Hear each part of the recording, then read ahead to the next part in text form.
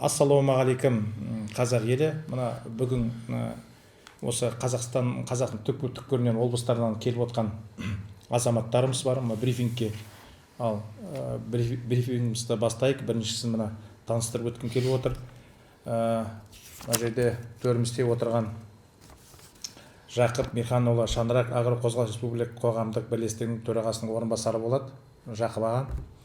Оң жағында отырған Әліпбек Бақтыбаев Шаңырақ Агроқозғалыс Республика қоғамдық бірлестігі Түркістан облысы және Шымкент қаласы бойынша филиалдарының басшысы. Енді мына жерде отырған оң жағында Данияр Қалтаев жылыжайшылар қауымдастығының төрағасы, түркістандық жылыжайшы. Данияр мырза. Сол жағында отырған Маңғыстау мал шаруашылығының азаматтар атынан келген белсенді Темірбаев Нұрболат ағамыз. Содан кейін отырған Қуанышев Асимғали Атырау облысынан келіп отырған азаматымыз. Атырау облысынан тағы бір қарындасымыз бар, келіп отырған жанашыр Айнұр Сұлтанова Айнұр деген қарындасымыз бар. Ал енді бірінші сөз Жақып ағаға беріледі. Өзіңіз бастаңыз. Рахмет. Құрметті қауым, бізді жаңа таныстырып өтті. Біріншіден осы өңірден келген азаматтарға рахмет айтам. Олар жақтан Қазақстанның әр өңірінен келген азаматтар халықтың аманатын арқалап келіп отыр. Біздің бүгінгі өткізіп отырған брифингіміз Шаңырақ ұлттық агро қозғалыс республикалық қоғамдық бірлестігінің төрағасы Алмасбек Садырбайға байланысты болып отыр. Өздеріңіз мына желілерден көріп отырсыздар. Қазір Алмасбектің қолдаушылары өте көп. Бүкіл шаруалар, қазақ елінің шаруалары өңірдегі бәрі қолдауларын көрсетіп отыр. Мына өңірден келген азаматтар бар. Әр азаматтың артынан мыңдаған шаруалардың аманаты бар. Соларды көтеріп келіп отыр. Сондықтан біз мына болып жатқан іске байланысты өзіміздің сенімімізді білдіргіміз келіп отыр. Алмасбектің ақ екеніне біздің осы бірге жүрген, қатарда жүрген әріптестері кәміл сенеді. Негізгі мына құрылған ұйымның өзі шаңырақтың өзі қазақтың ортасы, қазақты бір шаңыраққа, қазақ шаруаларын бір шаңыраққа жинау мақсатында осындай ат қойылып отыр. Үлкен шаралар істеліп жатыр. Оны желіден өздеріңіз көріп отырсыздар. Оны айта берсе енді бір күнде, екі күнде жетпейтін шығар. Қазір әріптестеріміз айтады, қысқаша қандай шаралар қолданып жатқандарын. Енді біздің бұл шаңырақтың негізгі мақсаты ұсақ орта шаруалардың мүддесін қорғау болып табылады. Бұл жерде агросаясаттан басқа ешқандай нәрсе жоқ. Президенттің ауыл шаруашылығына байланысты шығарған өкімдері соны халыққа жеткізу, соны өкіметке, министрлікке жаңағы жұмыс істеуді талап ету. Ауыл-ауылды осы Алмасбектің қазір осы күнге дейін бармаған, аяқ баспаған Қазақстанда жері қалған жоқ. Солардың мүдделерін өкіметке, мына парламентке, депутаттарға жеткізіп отырды. Оған өздеріңіз куәсіздер. Талай рет біз парламентте болдық. Өңірлерге депутаттарды шақырдық. Олар да келді. Шынымен ауылда болып жатқан жағдайларды шынара ол кісі жеткізе білді. Және оған енді жай өзі ғана емес, мына әр саладағы эксперттердің ойлары да қосылды. Сондықтан бұл енді негіздемелері бар сұрақтарды оның дәлелімен жеткізіп отыра білді. Сондықтан біз енді қазіргі уақытта тағы да қайталайым, бүкіл шаруалар, мына ауылда жүрген тек шаруаларға емес, ауылдағы адамдар бәрі қолдау көрсетіп отыр, және Алмасбектің ісі әділ жүреді деп сенеміз. Біз ол кісіні кінәлі деп санамаймыз. Осыған байланысты енді қазір біз осы шаруалардың мүддесін қорғайтын ұйым болғандықтан біздің өзіміздің басқармамыз бар, жарғымыз бар, өзіміздің ережелеріміз бар деген сияқты. Сол тұрғыда өз жұмыстарымызды біз жалғастыра береміз әрі қарай. Сондықтан енді келесі айтарым, құрметті қауым, мына бала шаға бар, семья бар деген сияқты. Сол кісілерге сабыр дегім келеді. Артын күтейік, неше түрлі провокацияларға берілмейік, әңгімелерге. Мына өңірден келген, алыстан ат терлетіп келген азаматтарға мен тағы да рахметімді жеткізгім келеді. Рахмет. Енді келесі сөз Әліпбек ағамызға. Ассалаумағалейкум, құрметті жиынға қатысушы, брифингке қатысушы, еліміздің өңірлерінен ат терлетіп келген азаматтар. Ассалаумағалейкум. Тағы да Бақтыбаев Әліпбек, Шаңырақ ұлттық агро қозғалысы республикалық қоғамдық бірлестігінің Түркістан облысы, Шымкент қаласы филиалдарының басшысымын. Алмасбек Садырбай бауырымызбен біз 21 жылы ел басына түскен ауыр уақыттардың бірі қуаныштың кезінде таныстық. Халықта әңгіме бар, жұт жеті ағайынды деген. Сол қуаңшылық жұттың басы болса, бері қарай анау Атыраудағы Топан су тасқыны, бершінде мына Ұлытау, Қарағанды, Ақмола облыстарындағы былтырғы қыстың кезіндегі жұттың орын алуы. Сол кездерде Алмасбек бауырымыз халықтың жанынан табыла білген бірден бір азамат, және де осы Шаңырақ агро қозғалысы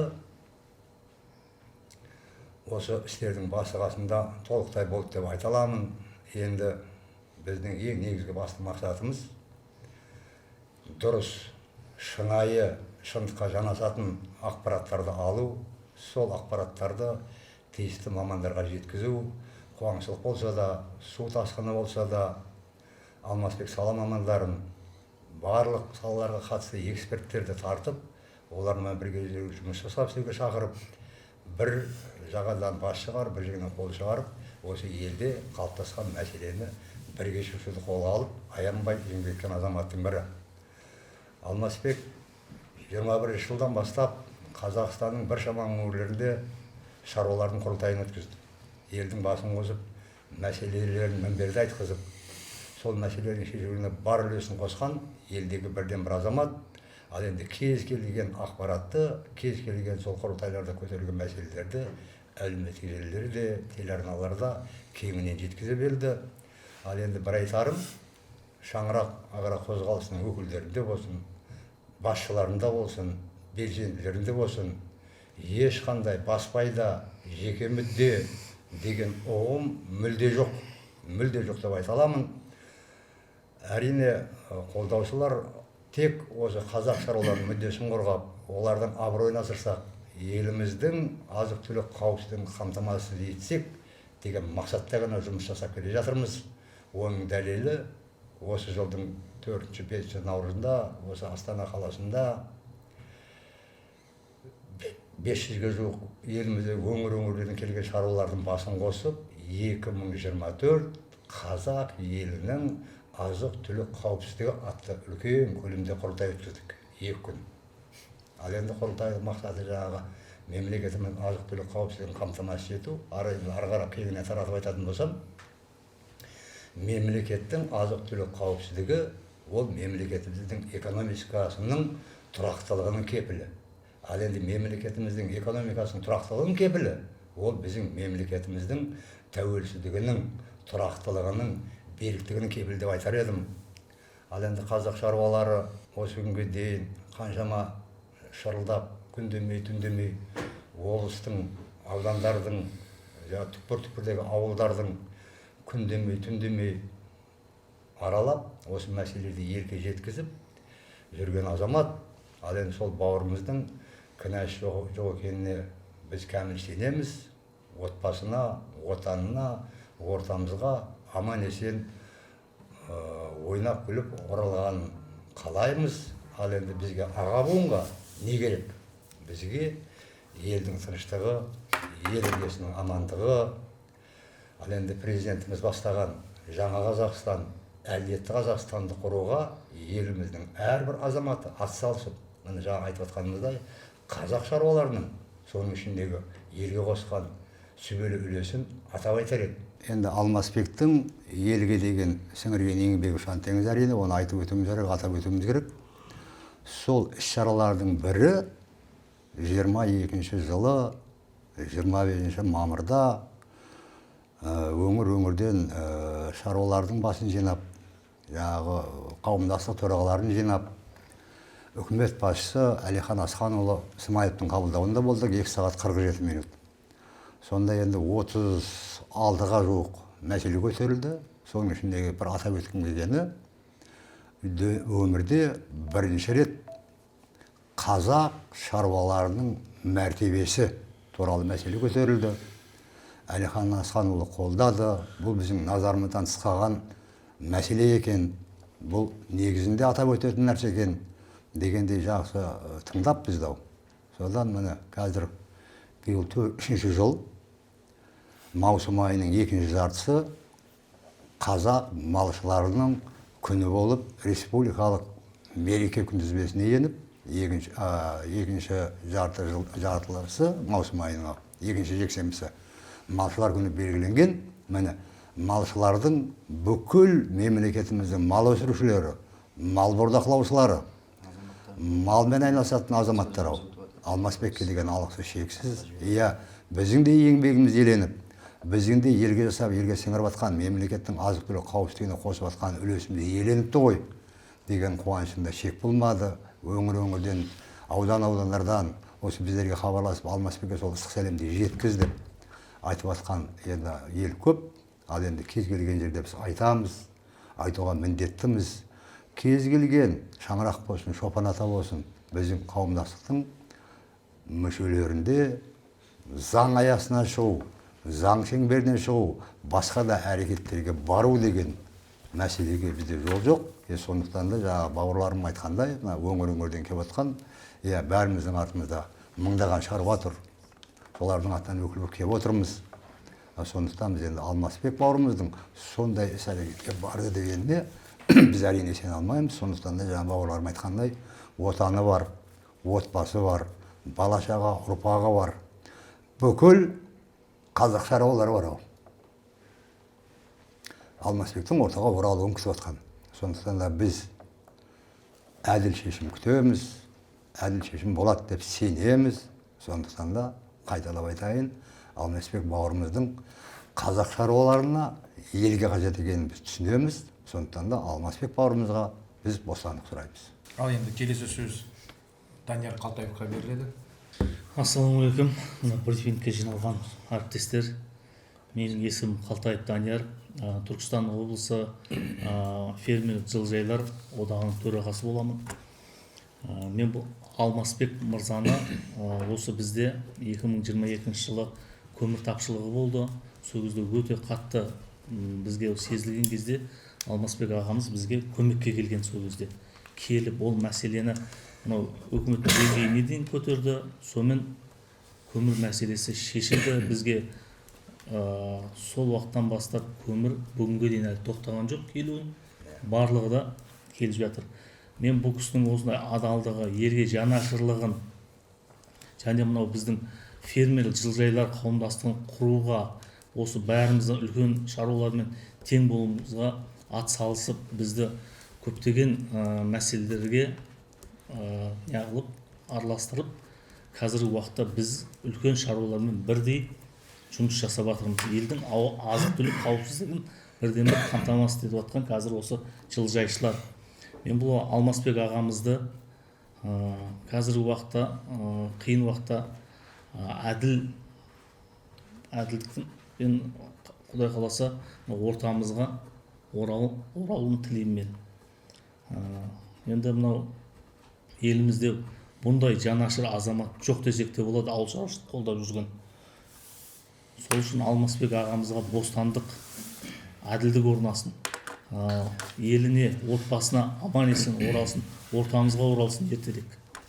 Алмасбек ағамызды бұндай іске қатысы бар деп ойламаймын. Бұл кісі өте таза, қаншама адамдарға жанашырлық білдіріп, керісінше біздегі үкімет тарапынан да болатын қитұрылықтарға да кедергі келтіріп, бізге әділ түрде өз тиісті көмірімізді, мынау нелеріміздің бәрін жасап берді.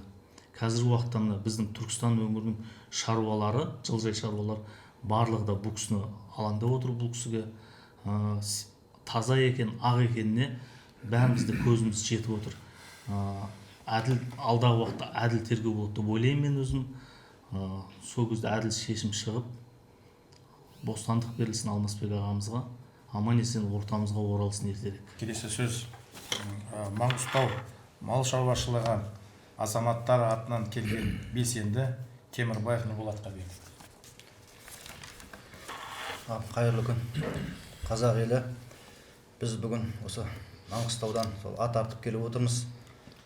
Бүкіл Маңғыстау өңірінен, Маңғыстау мал шаруашылығы азаматтарының атынан келіп отқан өкілмін. Себебі, өкіл дейді себебім, келген себебімде мен Садырбай Алмасбекті жақсы танимын.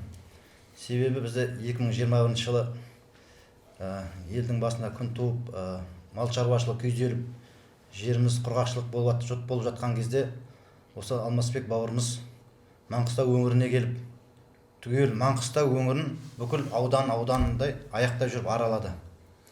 Аралап қоймай өзінің кеңестерін беріп, және де облыс әкімі және билікпен екі ортада алтын көпір болып, халықпен билікті біріктіріп, сол тығырықтан алып шықты. Ол Алмасбек бауырымыздың бұл айта беретін жақсы істері көп. Мына телевидениеде көріп жатырмыз, әлеуметтік желілерде көріп жатырмыз. Ол азамат жөнінде 99% Қазақстан халқы ол азаматты қолдап отыр. Ең соңғы бізге осы келіп кеткенде осы Алмасбек бауырымыз Бейнеу көптен жабылып тұрған Бейнеу астық терминалы бар еді бізде Маңғыстауда, Бейнеу ауданында. Сол қазіргі таңда сол Бейнеу астық терминалы жақын арада қосылғалы тұр. Соған да бірден бір себепші болып мұрындық болған азаматымыз еді. Бұл азаматты біз өте шаруалар жақсы сыйлаймыз. Көп заттарды көрсетті, жолын айтты. Біздің Маңғыстау өкілдерін әкеліп, бүкіл осы министрліктермен, ауыл шаруашылығы министрлерімен кездестіріп, ауыл шаруашылығы министрлерін Маңғыстауға келіп, өте қоян қолтық жұмыс істеді.